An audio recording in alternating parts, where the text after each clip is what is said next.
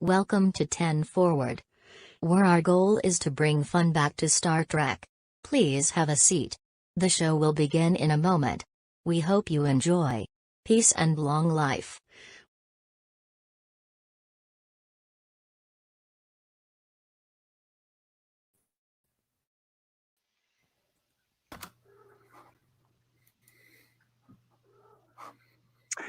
All right, everyone. Welcome to Let's Talk Star Trek 10 Forward Roundtable. Today we are going to discuss alien Star Trek Starships. But before I do that, I do want to make a shout out to Bird of Prey 5. I know a lot of us have heard about him today. He is definitely in our thoughts and prayers. So no thoughts, just prayers. Indeed. Yeah. Absolutely. Kapla, Bird of Prey 5. Yeah, Kapla. So wanted to at least get that out there. Yes, yeah.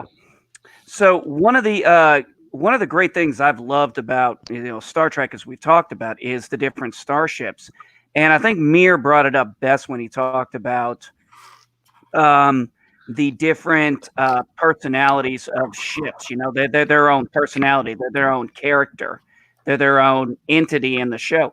And one of the great things that the designers in Star Trek, I think, did was they went with every alien race and literally gave every one of them some kind of different ship. I mean, you can look at any of the ships they've made, and they are just, different scales, from the Klingons to the Romulans to the Cardassians, the Ferengi.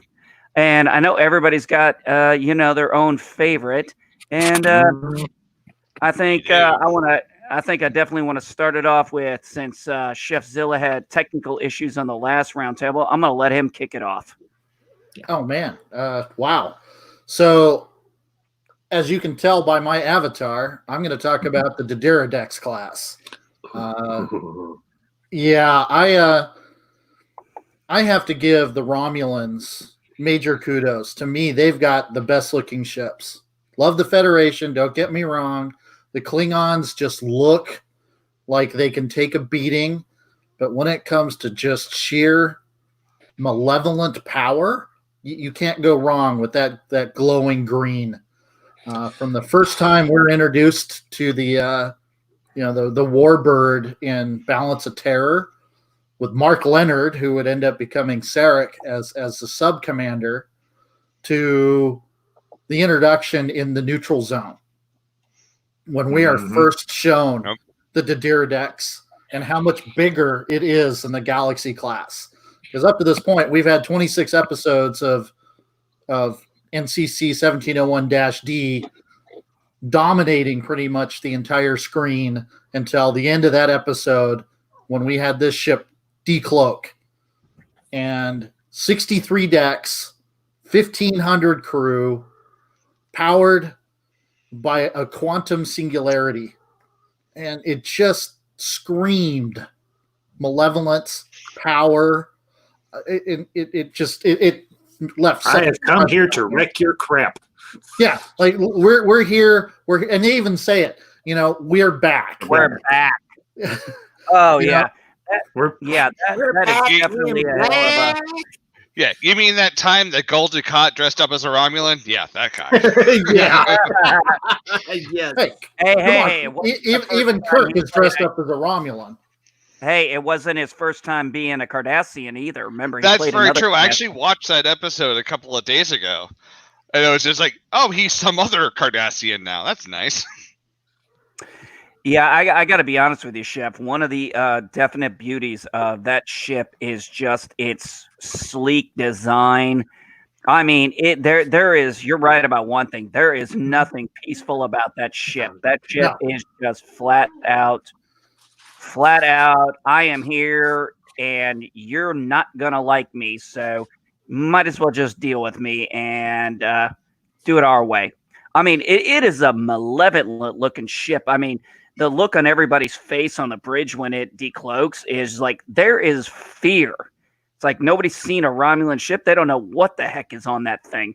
I mean, it is the first time, other than No, actually, we haven't been introduced to the Borg yet. So this is literally, Mhm. the first time there's legitimate fear that something could knock the crap out of the Enterprise D. Oh yeah, and Yeah. when you think about, like I said, the We're size all of it, boned. yeah, the size of this thing, and it still is able to cloak, just speaks volumes of what the ship is able to do. And when we see her actually in action during the Dominion War, it's some of the greatest battle scenes ever. You know, when you actually get to see her at work. I agree, and it's not just the Deterrent X class but it's also just all of the Romulan ships that you ever get to see in any series of Star Trek in general. It has that aviary, it has that aviary look to it, where it looks dangerous, but it also it is literally a whole list of the birds of prey. But at the same time, it's very sleek. It's very elegant. It's there is a semblance of aerodynamicness to it as well. Oh, and that even goes into the Valdor class, which is what we see in Insurrection. Or Nemesis. Nemesis. Yeah, and even into like their shuttlecraft as well. Everything still has that bird design to it. And which is what I love when we're actually introduced to the Romulans as a race. When we get to Romulus and everything is kind of Roman-esque.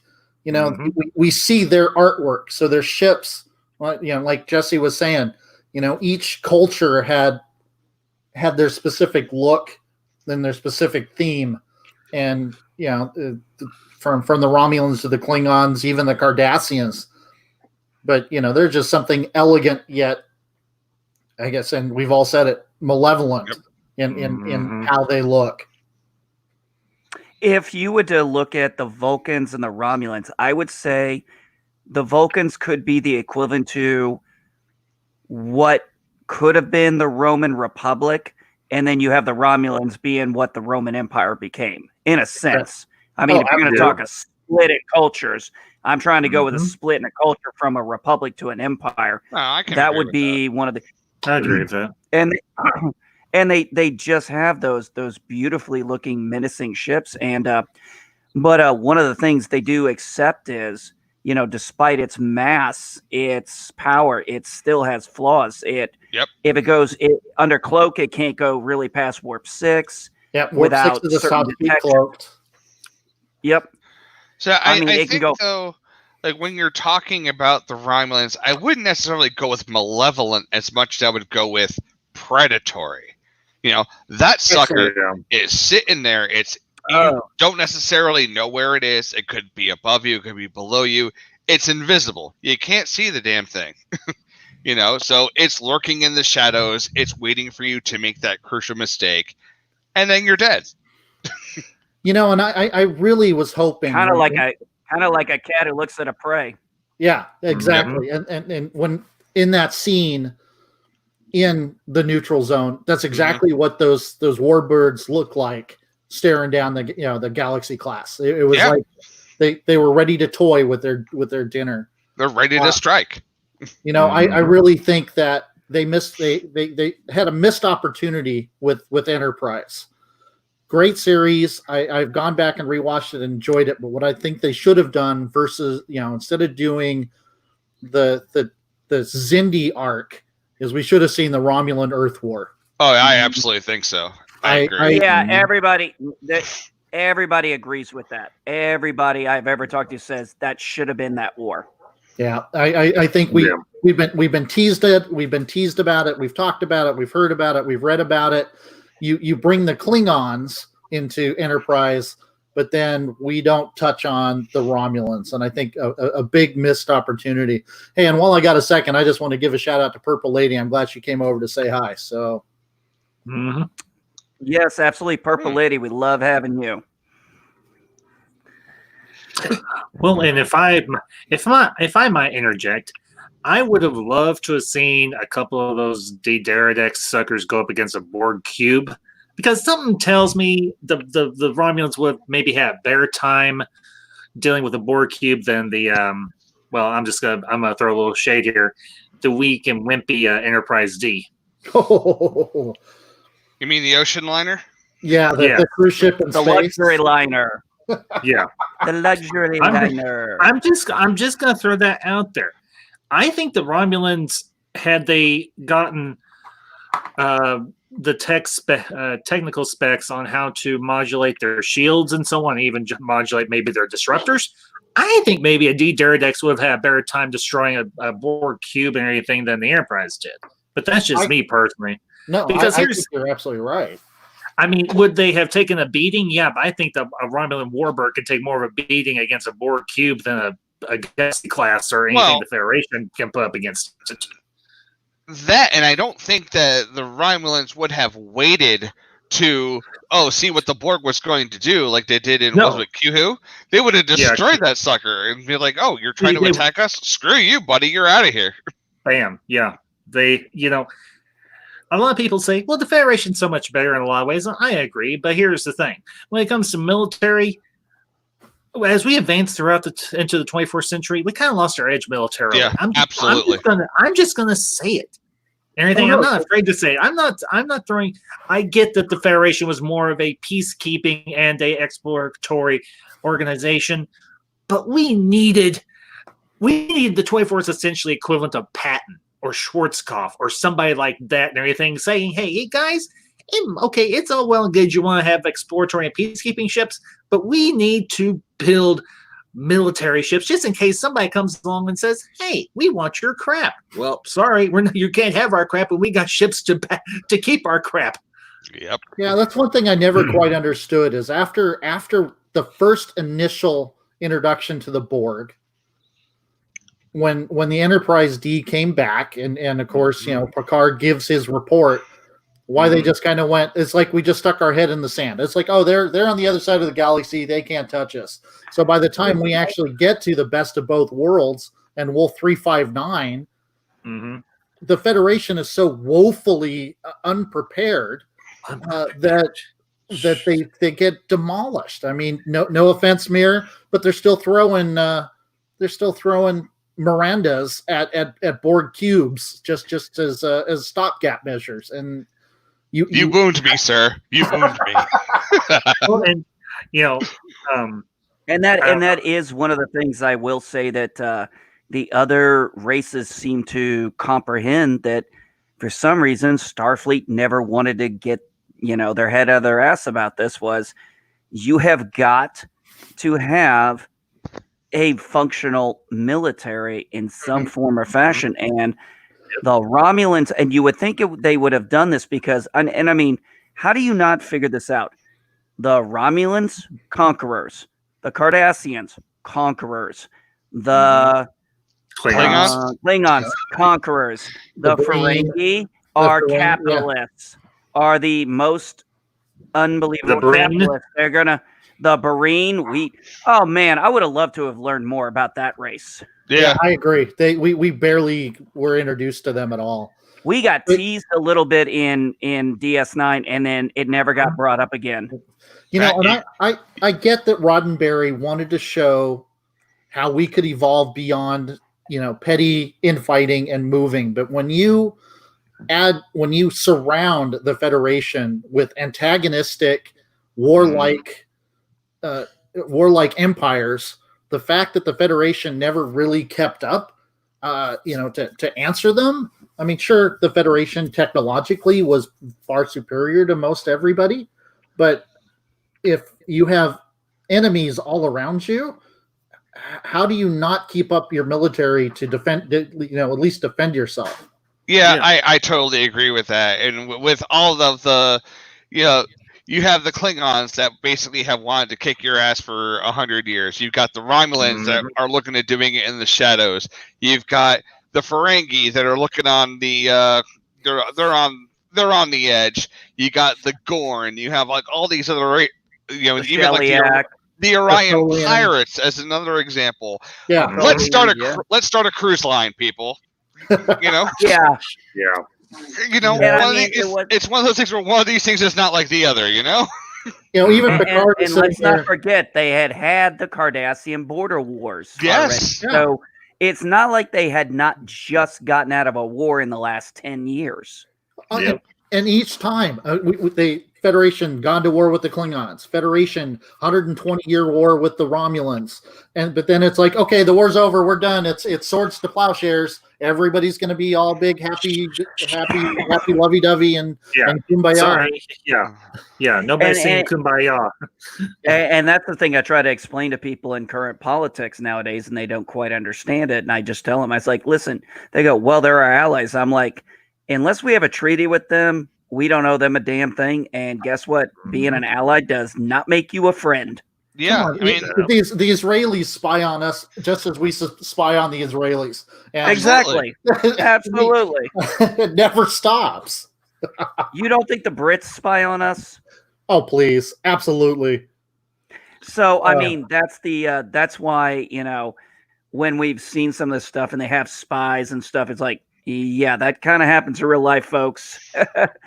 But that D. Darius class, like I said, but I mean, what was the Scimitars class? That sucker was just massive menace. There's a thing. There's a sucker that could take a licking and keep on ticking. There's something that could definitely take on some of the very best that the Dominion had to offer. Not to mention, that's a Borg killer if there ever was one. Oh yeah, I mean that thing is a Borg killer and everything in a heartbeat.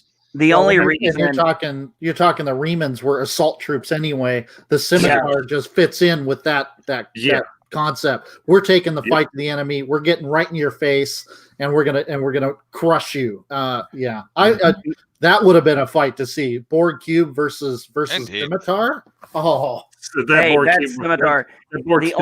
cube would have been Swiss cheese.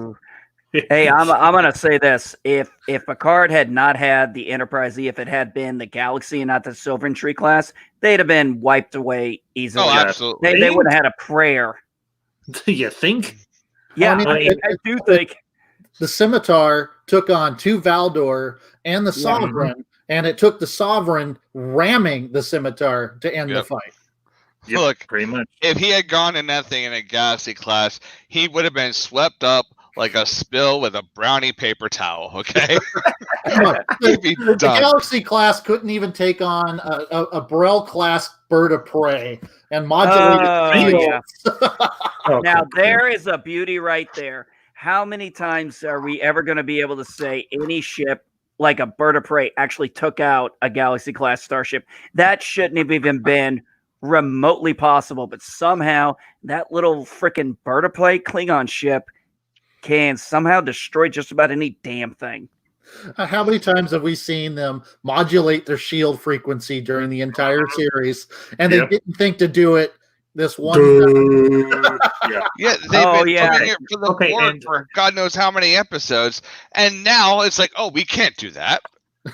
It doesn't make any sense. Okay, and if I can interject, speaking of non-Federation ships that absolutely kick butt and are awesome and that I love to death, it's not the Vorcha, it's the Klingon capital ship, the big one, like their destroyer class, the Nigvar. That thing is beautiful. That is gorgeous ship. Absolutely. We're talking Galron ship, right? Yep, the heavy. Because you see them in all good things. You see several of them in all good things. Yeah, those things are beautiful. Now I'll say this: the first time I saw a Vorcha battle cruiser, Klingon battle cruiser, I was like, "Dang, they upgraded from the other ones that have got the big ball and on the front with the torpedo launcher and the bridge." Those were impressive Klingon ships, but the Vorcha. Oh man, forward and rear photon torpedo launchers, disruptors, cloaking device, the whole Magilla. But the Nigvar class, I think thing is in that regard. Here you were looking, like, historically speaking, that since the Federation and the Klingons had decided to ally with each other, You know, you saw that while the Klingon Empire maintained their weapons technology, their starship technology was just woefully went to the wayside. So they may have had like more powerful disruptors and powerful torpedoes, but their ships were the same old ones from 70, 80 years ago up until that point. Up until like the Vorcha and the Negvar class, there really hadn't been too much else. Yeah. And so it was really nice to see them like, advance. And my God, they were gorgeous ships. Oh yeah. Yeah. I mean, green is beautiful. Green and heavily armed is beautiful. And I know that the Klingons and the Romulans have similar color schemes for their ships, but still.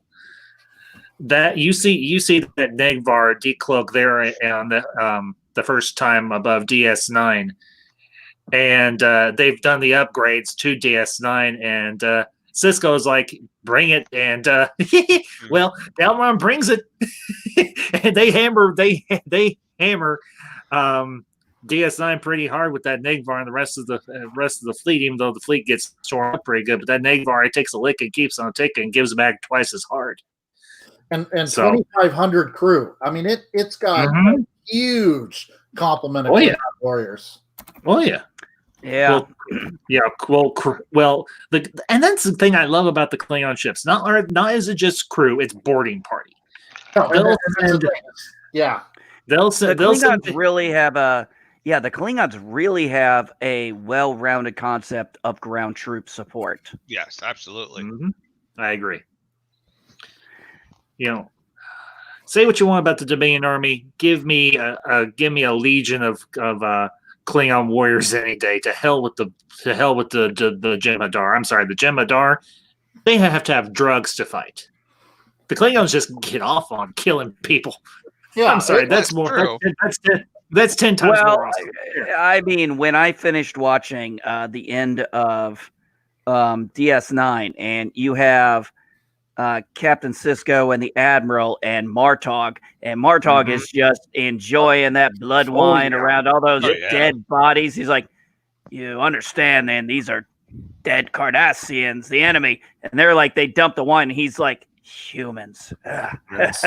And he just goes right back to drinking. He's like, absolutely, man. He's like, whatever. They this doesn't bother them. They don't get a stomachache on this stuff. They are all about it. But then, if you also take a look at it when you're watching, like the whole process of the Dominion War, like go out, you will notice that the Jem'Hadar really prefer to go after, to have fights with the Klingons because they have that honorable code of battle. They love that shit. They want, a disciplined warrior instead of we Starfleet wusses over here. I mean, let's be honest. Well, let's think about the Dominion ships. I mean, the first time we saw one of those big, I mean, what were they? Crab-like shape for the most part. Yeah. And they had the purple stream. And I got to be honest, those purple nacelles just looked fucking pimp as shit. Polaron nacelles, man. Those badass. Yeah, that shit looks so good. And I mean, when you see this thing go in and just kamikaze a freaking Galaxy class. I mean, you take out the Odyssey. We're like, oh, these guys are serious. Yeah, but again, you took out a Carnival cruise liner. Who cares? Still. I'm sorry. Hey, I'm not the one who sent the cruise liner into with the Tigers. Oh, with battleships or whatever. Yeah. The Galaxy class was about. Sorry, go ahead. That is one thing I did like in DS9. This was always a pet peeve of mine, and anybody who's been in the military probably would understand this. They really sucked on support ships, and I'm talking the fighters, the runabouts. That should have been your main fighting force. I understand that they used a more naval submarine kind of approach to it, but that was always something I felt until we got to later in DS9. I'm like, you're finally putting out the fighters. You should have been doing this a long ass time ago. And those little fighters could, I mean, people don't think, they're like, well, what are these fighters going to do? I'm like, watch some World War II in color videos. You'll see what these suckers can do. Yep. Yeah. Totally. Yeah, see, and that was the thing, is the Galaxy class was their diplomatic call, their projection of power. It was big, and it had all the space for showing off, but she was not a ship of war. She was not meant for that kind of power projection. No. And once again, it brings back to the argument that, with all these antagonists around you, you put your head in the sand, and you don't really want to play in the sandbox with the rest of the people. Yeah, I would agree. That was always, like I said, we've kind of all talked about it, and we can kind of even go into those two a little bit. When you look at the types of ships, which actually here's an interesting thing. We talked about the Klingons, we talked about the Romulans here. How is it? I mean, think about it. How is it they managed to be the only two species to have cloaking technology at this point? I mean, they are still the only two. Now, I know the Federation did the Treaty of Algernon, where they specifically agreed not to do, which was the absolute stupidest storyline. Stupid storyline. That is the stupidest storyline I have ever heard. I'm sorry. I'm just going to say, Jesse, I don't want to cut you off. No offense. I'm going to agree with the Admiral. Anything of the that came with them to get the Pegasus. That treaty should have been torn up and burned. To hell with the Treaty of Algernon. You know what? I'd much rather be going nose to nose on even playing ground with the Romulans with Federation ships that can cloak instead of having to beg or borrow one from them. You know what? I'm just gonna say that dumbass treaty. Whoever the diplomats were that drew up that thing, they should have been hung. Yeah, you seriously give such a tactical advantage away with, and what did the Federation get in return for giving up that research? Nothing as far as we know. Not a damn thing. It makes no sense. Not only does not having that technology put them at a disadvantage because, one, they can't use it, they can't study it. No, you're right. They can't even research it. Yeah, you can't even research it because, it's illegal. It's in violation of a treaty. First off, I want to know why this stupid treaty was even needed. Second of all, who the hell in their right mind thought, let's say, hey, we won't develop cloaking technology. Like Neelix would say, let's see what tries to blow up the fucking ship while we try to get home. Exactly. Sorry. That is that is an excellent episode with exception, and it all falls apart because of that stupid crap. Yep, I agree wholeheartedly.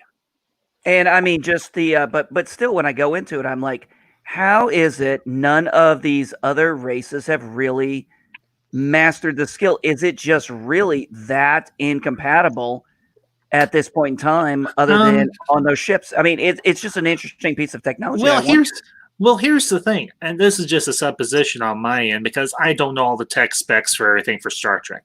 But my guess is there may be some sort of mineral or some sort of technobabble or something, or technolingo, some sort of technology edge that the Romulans and the Klingons, how they were able to crack the code on cloaking of obviously the Federation was, because they had, not only did they have a cloak, they had a phasing cloak, for crying out loud.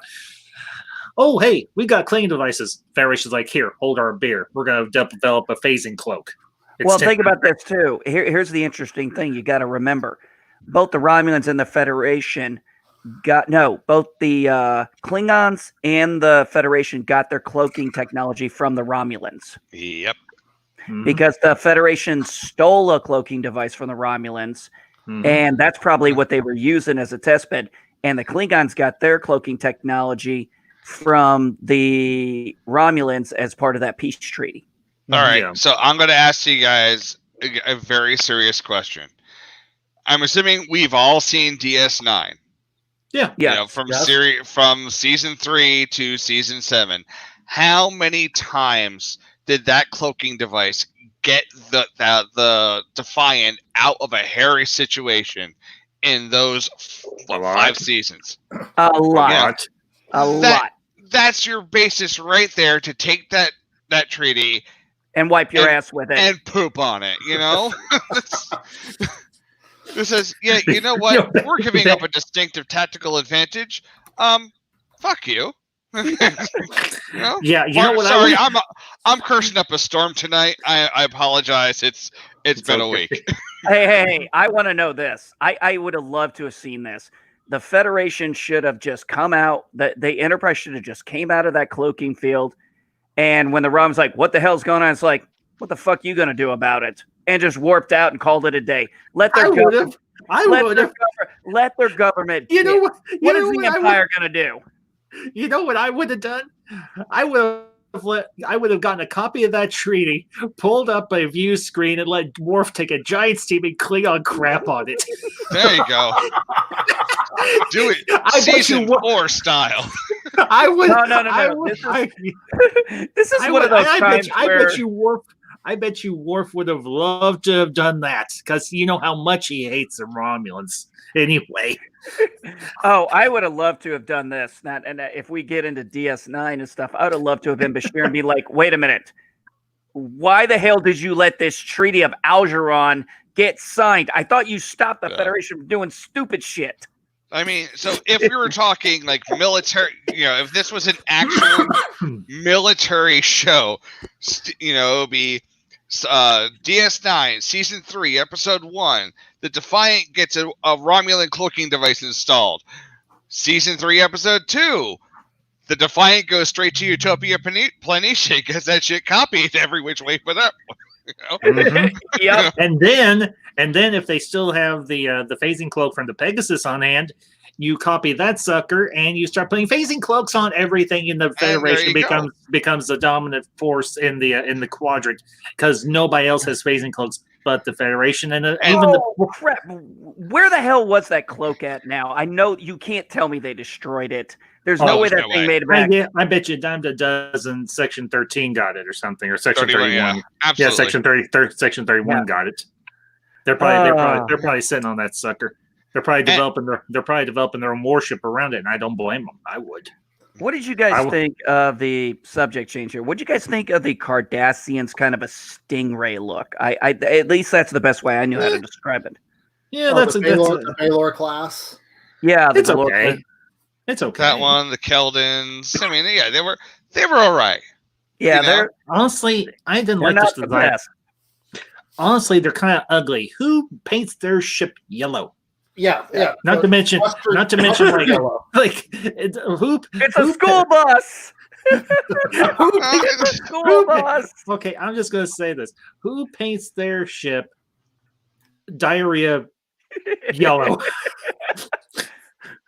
I really like that adjective.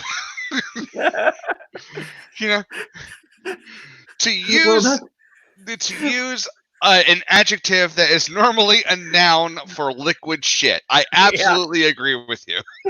Well, not to mention, let's just be candid here. The Cardassians, they have the appearance of something that got vomited up. I am sorry, the Cardassians are not very pleasant to look at. I mean, I could look at a Klingon woman any day, but a Cardassian woman, ugh. Okay. I can sum this up. Did you guys ever see the Dave Chappelle's last his last special? Oh, Sticks and Stones. Yes. Yes. Oh God, that was so good. Cardassian ships are like an above ground pool. Like, well, it's a pool. I mean, that just sums it up. I appreciate the fact that they're the only other race besides humans that came up with phasers. Like, hey, high five! I appreciate what they did. To just go completely out of the way and make something infinitely more complex than it ever had to be in the first place. That sounds like humanity, doesn't it? Yeah. At the same time, oh my God, yeah. I'm sorry. It just looks like a gigantic turd in space. Yeah, I was never a fan of the Gaylord class. It just, you've got the big like blue spot where your phasers shoot from. You don't get the nacelles. It looks like a mushroom on top of a mushroom laid on top of a spade. It just, I almost felt sorry for them. It was kind of like they were always the kind of the second class citizen. So, which is why they had to pick on the Bajorans so much. Think about this. That Galore class. Okay, you know what it looks like? It looks like someone took the Ferengi Marauder class, sat on it, stretched it a little bit, took a pee on it to make it yellow, and turned it around. That's what it looks like. Yeah, it really is. Okay. However, all right, I'm going to say something. Time to say something else. As bad, while they are being treated like second-class citizens in the Starship Department, at least they're not being treated like third-class citizens in the Starship Department. Let us not forget about the unlimited amount of generic Starship number 4s that were used all during the Next Generation. I know. And all of the species that were otherwise, part of my French, shit on because they just couldn't spend the time to give their races a decent enough backstory because you knew they were going to be one-offs. Okay, and I'll just say this. When a Ferengi cruiser looks more impressive than a Cardassian one, you're in trouble. Because I'll just say it. When we see a Ferengi cruiser for the first time, that thing looks impressive. That thing looks like it can hold it. I mean, yeah, I know it's primarily a cargo ship, speaking, but that thing looks like it can hold its own in a fight. And it does. Yeah. It's right on. It's right up there with the Federation Carnival cruise liner. It's awesome. Well, you got to think too. If it's a Ferengi ship, those demons are probably doing everything they can to put upgraded weapons, upgrade this, upgrade that.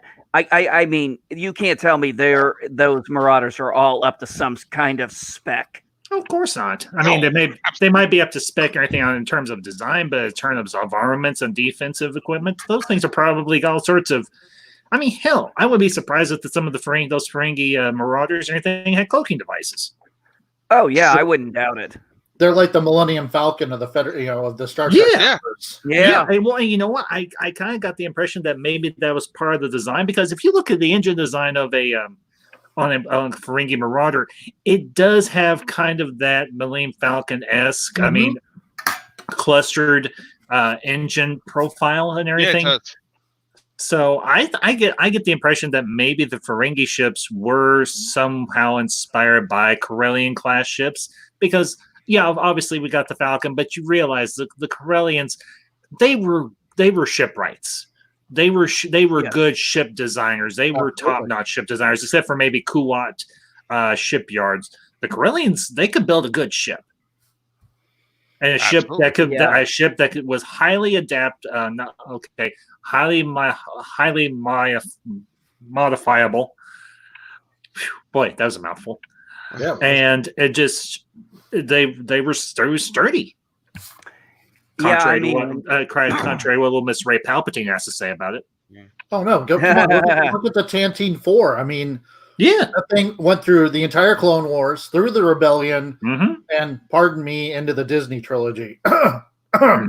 Before Palpatine. All right, guys, we're on the wrong genre now. Okay, we're on the wrong genre, guys. Let's get back on Star Trek. Back on Star Trek. we gotta get back to. So yeah, the Ferengi, they definitely, that Marauder class is gorgeous, and the well, remember when we first see it, we don't get to see what the inside of the bridge looks like. So not only so we have no idea what was behind that. We because obviously they are they're going to want to keep a hold of their IP. They want their intellectual property. They want to keep it to themselves, so they don't want to let you see anything. Although thankfully someone told them, "Hey, dude, the little dick whip is not a good idea." That's very true. But yeah, the phaser whip, you need to do better. Yeah, the little that little dominatrix stuff going there. Nah, not a good look. Well, and keep in mind Not without vinyl.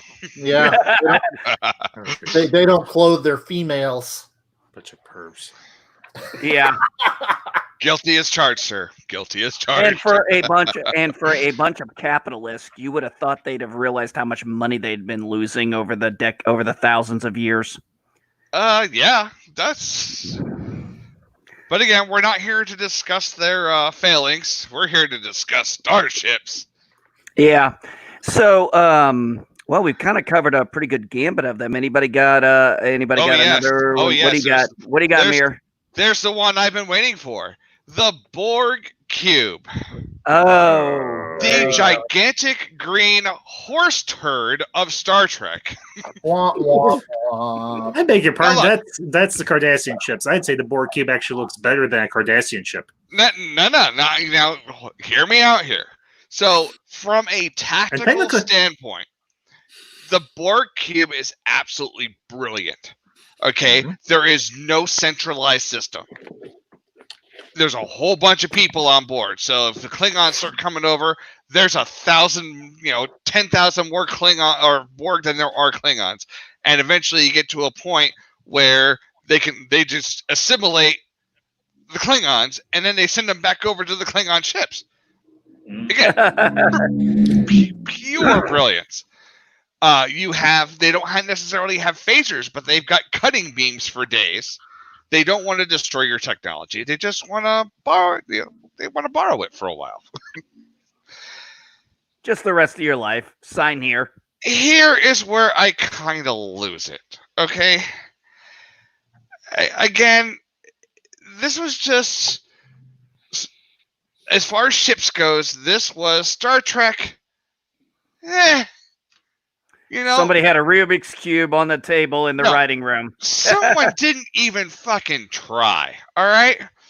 Could you imagine how amazing a Borg ship could have actually looked? I mean, they took one look at that thing and said, hey, you know what? Fuck aerodynamics while we're at it. This thing is just this big old cube. It's just sitting there. It's doing nothing.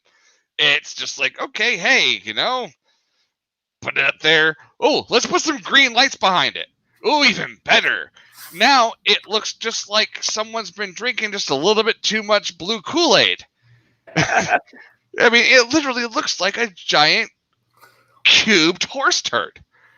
I always loved, we're going to add your cultural distinctness to ours. Why are you culturally distinct? You're in a Rubik's Cube in space. Well, you have no culture. or a circle. Apparently, my cultural distinctfulness includes an equestrian background. I think the best line was when Picard mentions this is in First Contact, and Picard talks about the Borg, and she says, "Now, what are they? Are they Norwegian?" Borg sounds Swedish. Oh, definitely not Swedish. Oh man, I'll tell you what I liked, and this kind of goes into another show, but only just a little bit, and it's going to be a little name drop for the ambassador here. Species 8472. That ship kind of has a special place in my heart because it kind of reminded me of the Ambassador Costa's ship, the Vorlons. Yeah, it really did kind of have that look to it. And not only that, I mean, the ship is essentially alive. Yeah. I love that. And it was like, we are the Borg. Resistance is futile. We will add you. Boom, boom, boom. You're dead. Yep. Just hand off your ass. Oh, we can't beat them. Well, it was nice, though, because it did institute a big flaw. If they can't assimilate, they can't learn. And that is a huge flaw in their design. Well, I mean, speaking of huge flaws in their design, I don't know if you guys had ever seen like the extended view, the extended cut for First Contact. So it turns out Also, this is also in support of the Borg cube is a giant green horse turd thing. The area that they attacked, where all the ships were like, what they're focused all in one particular area, it happened to be waste extraction. Yeah, it was. I will forgot. have you know. It was. It's but again, it I will give them credit. They made a giant green glowing horse turd look absolutely menacing. That is the first ship of like any of the Star Trek ships that truly terrified me. Like, especially when I was a kid.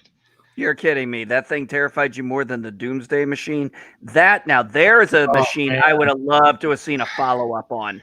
Okay, so it didn't necessarily terrify me all that much because the first time I ever watched the Doomsday Machine, I happened to be eating a bag of Bugles. Well, that is... Oh, wow. Oh, nice. Yeah. I just... All I'm saying is that, this like, wow, so these things come in cheddar. That's awesome. So that kind of did it. But then maybe I think it was more the Borg in in First Contact that literally scared me. First of all, that you're talking space zombies. That's just creepy to begin with. And secondly, you're dealing with again, it's just this menacing thing. You've got 30, 40 ships all going around, phasers, photons flying everywhere, and they just can't stop it until the right person comes along. That's terrifying. I always found that battle in First Contact to be one of the best we see. But it literally looks like mosquitoes flying around, mosquitoes and flies flying around, just as the Borg cube just swats them away. Giant green horse turd. Yeah, it's not. Well, but I will say this for the Federation.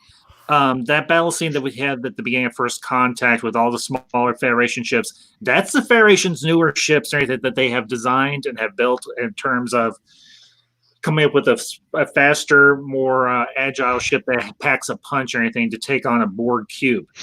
Because if you think about it, this is like death by 1,000 cuts. Mm-hmm. Is basically what the Federation was going for. And I think it was a good idea. But in terms of what the Borg do with their ships, they find a design, it works, it's simplistic, it's menacing, it's terrifying, it makes you want to take a giant crap. And because it is a giant crap.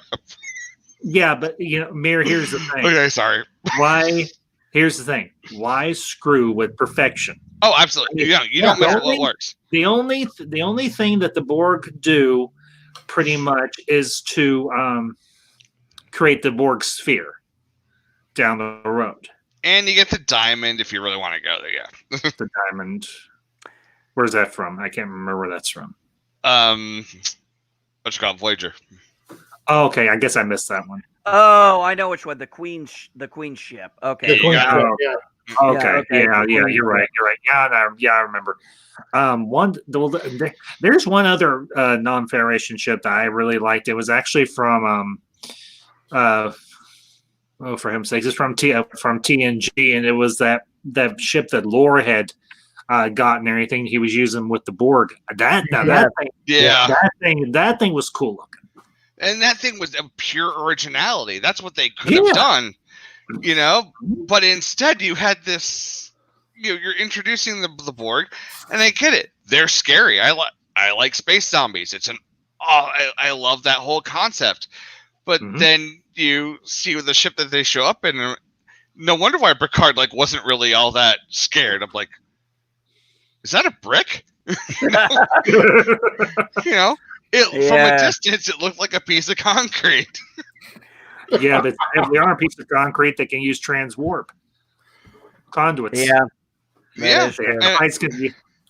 Eventually they got to the point where they started making Borg ships out of cinder blocks. I know one of my. I'll tell you this. Transitioning off to one. Going back to a classic. Yep. I love the original Romulan Bird of Prey. Yeah. That Yeah, thing absolutely. was just simple, elegant beauty. And it just had such a better edit because, I mean, Balance of Terror is a freaking masterpiece of Star Trek. That is my all-time favorite episode. Yeah, original I mean, Trek. it is. I will never, ever tire of that episode. But I just love how they, you finally see this. It's our first time seeing a cloaking device, a plasma torpedo. And I'm guessing at this time, their cloaking technology limited them to being able to only go at impulse and in a cloak state. I don't think they could go to warp in a cloak state at that point. No, that was the thing about the Bird of Prey. It's just how slow she was. Yeah. Yeah, and between like keeping the plasma torpedo charged and also running the cloaking device, there was no way they were able to achieve warp speed. Well, they couldn't even keep their shields up while they were charging the plasma torpedo. Yep, that too. Nope. Yeah. I mean, that thing was devastating, but it was it was one of those classic tropes where it's more powerful, but it's also very limited in its abilities. Well, the whole episode was built around the concept of a destroyer chasing a U-boat, a submarine, and there was that movie that was based on. Yeah, Das Boot, if I'm not mistaken, right? Yeah, it was Das Boot. Yeah. Well, this was the Kurt Jurgens Run Silent, Run Deep is the movie that they based it off of. Yeah, okay. But yeah, I mean, Das Boot came out in '84, so a little bit after Balance of Terror. Oh, okay, yeah, way after. So you're probably right. You're probably right. It's probably Run Silent, Run Deep. Yeah. But damn, why did I always get those two confused? But the thing is like I was saying earlier, that Bird of Prey, I mean, from the markings on it, it and Myrr said this, it looks like a predator. It looks like it's built to hunt, and the exchange between Kirk and Mark Leonard. I mean, I know I'm getting a little off topic here, but it sets the stage for how the Romulans are later on in the series.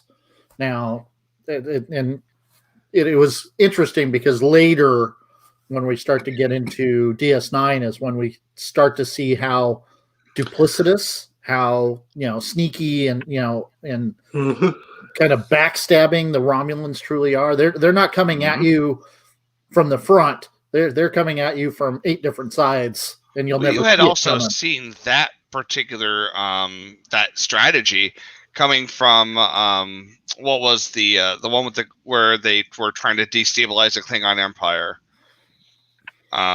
Was it season 4 for TNG? Their end of I think it was season 4. Yeah, during the Klingon Civil War. Yeah. Yeah, that's right. That was the episode where Data actually disobeys.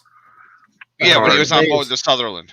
Yeah, he was on board the Sutherland and actually disobeys Picard's order to pull back, thereby actually saving the day because he's able to find the Romulan fleet. But and then you see that also even present itself even more during unification, where they're not just doing that in a military background, they're doing that to all of their citizens.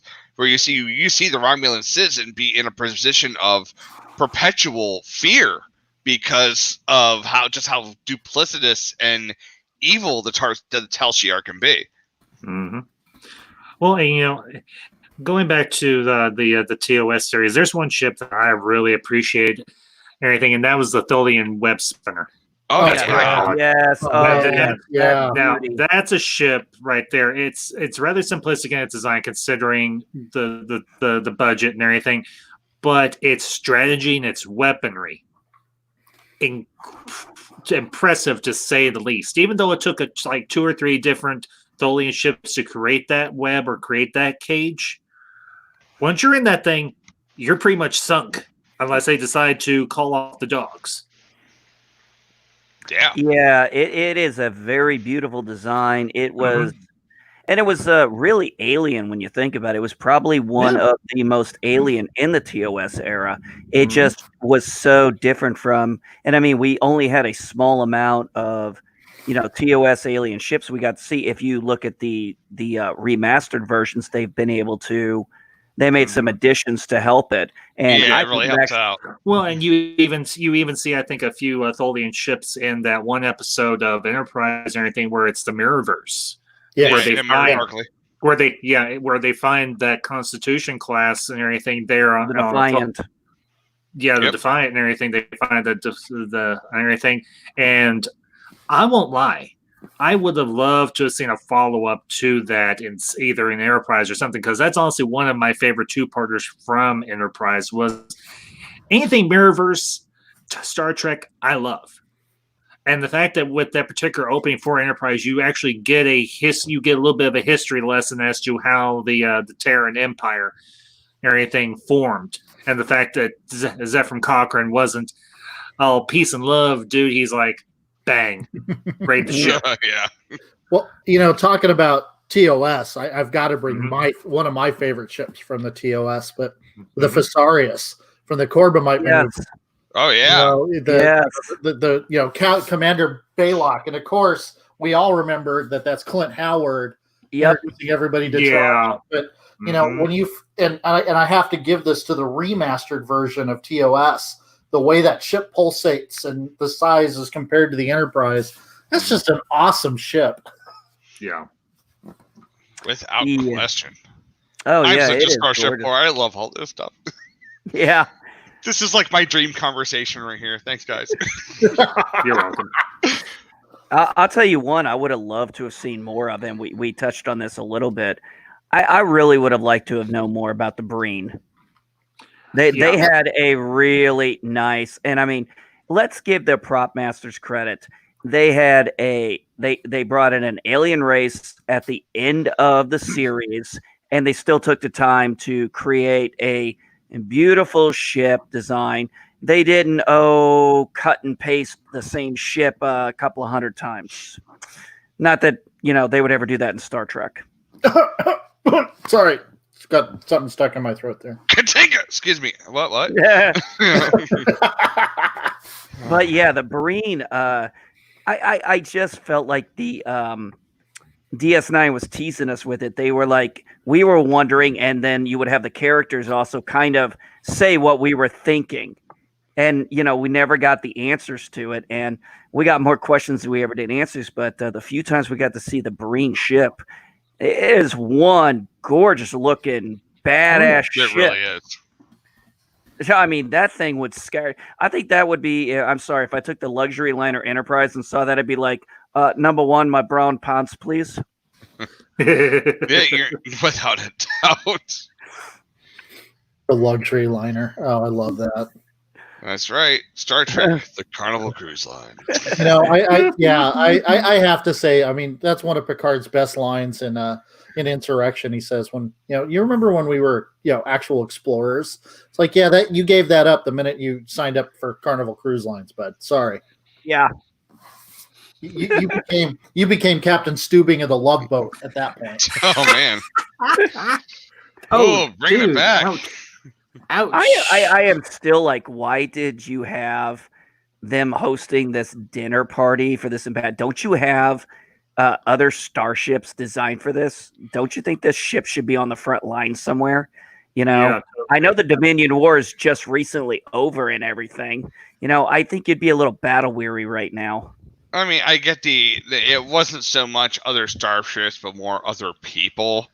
But again, I don't even think the Enterprise E was not a luxury liner. It was a battleship. Yep. Yeah, she was designed to be a command and control ship for fleet operations, is what the Sovereign class was built for. And I stand corrected. No, and I know we have kind of thrown some shade at the Enterprise D, but if you consider the last ship that we saw from Starfleet was the Enterprise Constitution class. And I'm not saying anything bad about the Constitution class. The Enterprise D, it was an impressive looking ship. I mean, yes, it was different from what we were accustomed to, but that was my Trek for a long time until I got a chance to rewatch the originals. I totally agree. But yeah, that was not a ship of war. That thing oftentimes got its ass handed to it. Yes. And it was just because of Geordi or Data or somebody figuring out a way.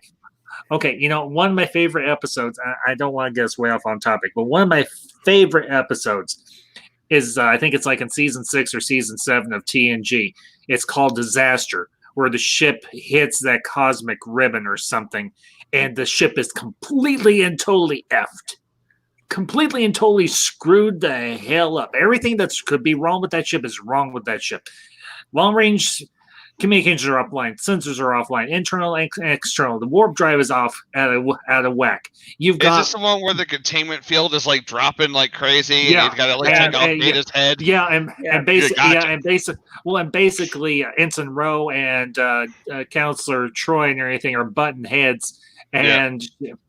Well, and that's one thing that I did like is the fact that eventually Troy does go through officers training, and she does get the rank, I think, of what, lieutenant or something, or she's lieutenant commander. Oh, a commander? Okay, full commander. Okay, so I think that was a nice payoff for that one particular art, but that's something we can talk about at a later date.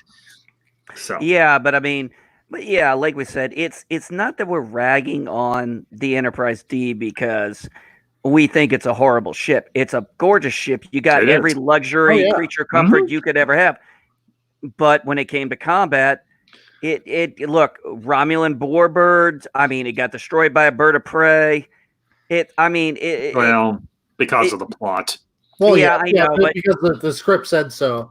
For me, on an aesthetic level, I was never a fan of the Galaxy class. The Ambassador class. Yes, absolutely. But now is that the upgraded version of Riker's ship from? No, that's the Enterprise. The Ambassador class is the C. Yeah, where you can see the Constitution class, you can see the Galaxy class, and you can see the Excelsior class. Yeah, all mashed together in one ship. Yeah. Okay. Now that was great. That was the one where they it's the alternate timeline where they bring Tasha Yar. Yesterday's Enterprise. Enterprise. Yeah. Yeah. But I mean, whereas, like I said, but one of the nice things when we talked about last week, and we're at an hour, so I'm going to go ahead and wind us down, guys. But whereas the Federation ships had the style, and we talked about them. They had the personality, and then each new race, each major race we got a real nice view of their different types of ships and the different personalities, and it kind of gives you a little into the psyche of their kind of concept, because remember, not everything was ever compatible. We learned that real well with in DS9 did. Certain technology is not compatible. You just can't go over there and reverse engineer everything. It doesn't work that way. Yeah. So that is definitely one of the nice things. I have to agree. I would say the Cardassians were probably the worst looking ships out of all of them. And if I was going to give my favorites, as much as I'm a Klingon fan, I got to say the Romulans really knew how to make you want to piss your pants. They were just so terrifying and so elegant at the same time. It's very difficult to blend those two aesthetics into something that really works. And I'm sorry, the Didera decks just did it. Yeah, that ship in particular, but just all the Romulan ships in general. You look at the Klingon ships, and man, they're just brutal and in your face, and look like they're going to either mash you or cut through your heart. There was an artistry to the Romulans that just screams, "Yeah, we can stomp you, and we know that, but you know it now too." Yeah. And I think they even push the envelope more in their scientific experiments than even the Klingons or most other races were going to do. They would push the envelope in their technology to gain an edge. I mean, Absolutely. their ships are powered by a quantum singularity. Who's going to put a black hole in their engineering department? The Romulans. And they did because they go big. So I don't know if anyone, again, I don't know if any of you have actually played Star Trek or online or not, but as of late, they've now done a whole like chapter, involving the Romulans, and at the very, very end, when a Romulan ship gets destroyed, it shows it as if the ship is collapsing in on itself due to the singularity. That thing just looks incredible. That sounds awesome. It's beautiful. I say what you will about the thing. I'm not like the biggest fan of it myself, but they do pay a lot of attention to the lore. I was like, oh, this ship is actually built on the singularity. Hey, let's make it show up like it collapses in on itself. There you go. It's just that little attention to detail. I love it. Absolutely love it. I would agree. And hey, with that, let's go around with everybody. Purple Lady, Anti-Trekker, everybody else who came into the chat and watched tonight. Thank you very much. Very much obliged to all of you. Yes, yeah, and again, Bird of Prey 5, he is in our thoughts. And with our prayers too. And praying for you, brother. Bird of Prey, if you can hear this, we're praying for you, brother. Yeah, definitely Bird of Prey 5, man. We are definitely doing that. And with that being said, we will do this again next week around 6 o'clock Eastern time. And we haven't really talked about what next week's subject is, so we might have to do that for a quick few minutes after this. But other than that, plug. Let's go around. Everybody plug what you're going to be doing this week, any channels you're going to be on, any streams you're going to be doing. Okay, so I'm not going to be on any streams here. However, I found this sucker at my local Hobby Lobby here. This is the AMT 50th anniversary version of the original NCC 1701. And I'm going to be building this sucker this week. And also my other, my 1/350 scale TMP era Enterprise is coming in on Thursday. And I'm getting the lighting system for that in next week. And again, I'm going to start building that one the week after. I am not doing any other big things this week. This is all being dedicated to family. And since my kid is now on summer break. You should be recording that, man. Put that up. Let's watch you build those ships. Oh, God, yeah. no. Dude, you're killing me. I'm sorry, but the expletives that are going to be involved in that? Oh, hell no. Well, see, that's why you do it in time lapse, and there's no sound. No, I'm going to have to do it no, it's going to be me talking in like Chipmunk. And I'll just hear,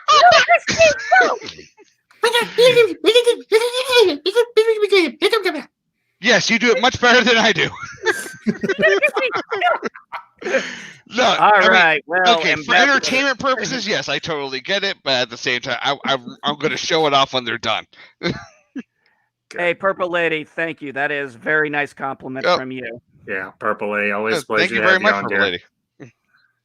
All right, Ambassador, I know you. You probably have a busy schedule this week. Actually, no, I don't. Thankfully, because honestly, last week was so stream heavy. Last week was so stream heavy. I'm taking a little bit of a breather this week. The only things I've got going on, honestly, this week, I might be doing a couple of pre-recorded videos. I haven't decided yet. I gotta get a hold of a few people. But the only thing going on this week for my channel will be on Wednesday afternoon with Afternoons with the Ambassador. It'll be myself, Adega, and Mountains of Elysium. We'll be talking about Babylon 5 Season 1. Anything we'll be doing that. And other than that, and like I said, maybe a couple of recorded videos. I'm not doing anything else because I'm taking the weekend off because it is me and the missus' 5-year anniversary. So. Oh, that explains the haircut. Congratulations. Well, no, the reason for the haircut is because I freaking needed one, and all the barbershops and salons finally reopened. It's been you. 4 months. I'm still waiting on mine. I live in Indiana.